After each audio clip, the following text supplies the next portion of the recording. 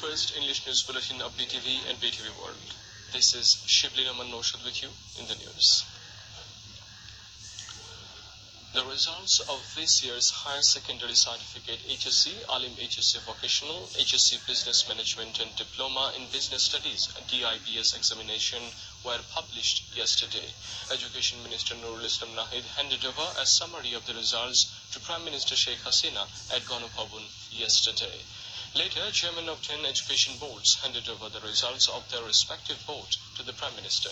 66.64% students came out successfully in this year's HSC and equivalent examinations, 2.27% less than that of the last year.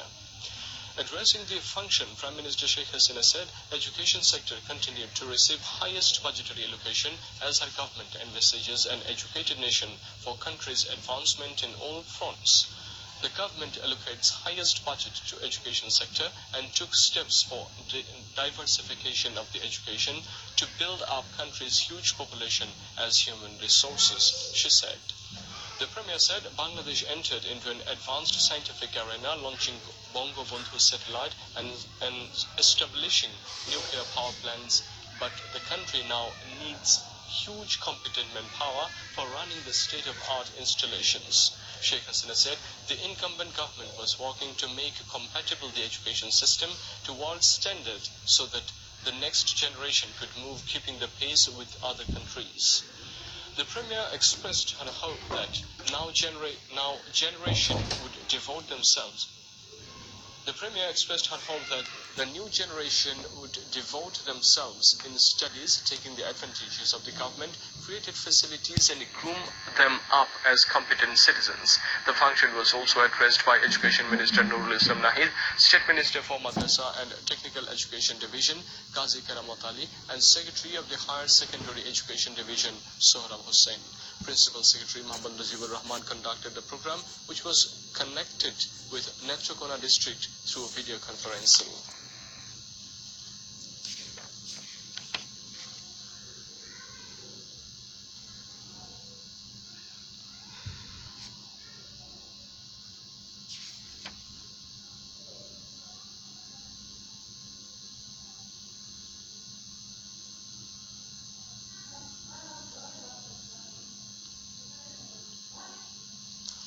The results of Higher Secondary Certificate HSC and its equivalent examinations were published yesterday with an average pass percentage of 66.64. A total of 29,262 students scored GPA 5 among around 13,11,457 appeared in the exams. Education Minister Nurul Islam Nahid said this at a press briefing at the Secretariat in Dhaka yesterday. Education Minister said nobody raised any question about the examination this year, even nobody spreaded any rumor. He further said that the number of applicants is increasing while reducing dropout. The ruling Awami League is set to accord a mass reception to its President and Prime Minister Sheikh Hasina tomorrow for her outstanding success in ruling the country. The ruling party has taken extensive preparations for huge showdown ahead of the next national polls, and all the activities are aimed at making the program a success. A 30-minute cultural program by renowned artists will be held at the reception program. Sohrab Uddan and its nearby areas are also decorated with banners, posters and billboards highlighting the development activities of the government. And images of Father of the Nation, Bangabandhu Sheikh Mujibur Rahman and Prime Minister Sheikh Hasina. Now, international news. The Narendra Modi-led NDA government will face its first no-trust vote in the Lok Sabha today, but has more than enough numbers to prove its strength.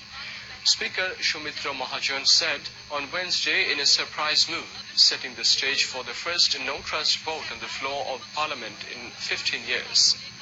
On the first day of Parliament's monsoon session, the Speaker admitted a notice of no-confidence motion by Kesineni Srinivas, a member of the Telugu Desam Party TDP, and strange ally of the Bharatiya Janata Party BJP-led National Democratic Alliance NDA government. A group of other opposition parties have supported the motion. The government said it was confident of its numbers and was looking forward to a debate in which it can showcase its achievements. US President Donald Trump has invited Russian leader Vladimir Putin to visit the US in the autumn, his press secretary said. Sarah Sanders tweeted that discussions for this visit were already underway. Earlier, Trump rejected a proposal by Putin that Russia be allowed to question US citizens. The two leaders held a summit in Finland on Monday, but few details of what they discussed have emerged. There has been no word from Russia about a second Trump-Putin meeting. Controversy has raged over the Helsinki summit, with Trump having to correct his own words from the press conference which followed it. But yesterday, Trump said the meeting was a great success and he was looking forward to the next meeting.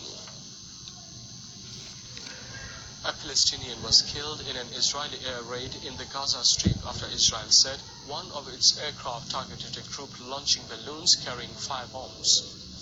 3 other people were wounded yesterday in the attack east of Farah in the southern Gaza Strip, the health ministry said.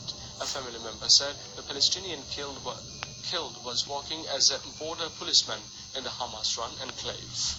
And that's all from the newsroom for the moment. Thank you for staying with us. Khuda Hafiz.